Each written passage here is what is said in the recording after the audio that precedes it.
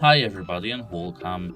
Today I have ROCCAT Kone Pro Air wireless mouse and I'm going to show you how can you easily manage your LED sleep time.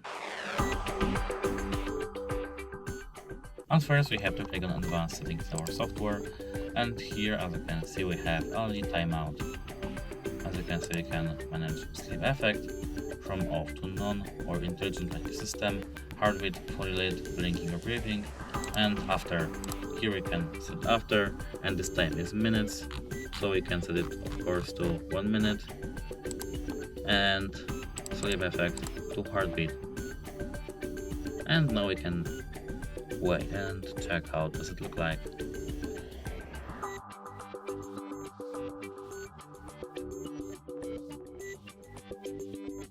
And as you can see, this effect is how does it look like.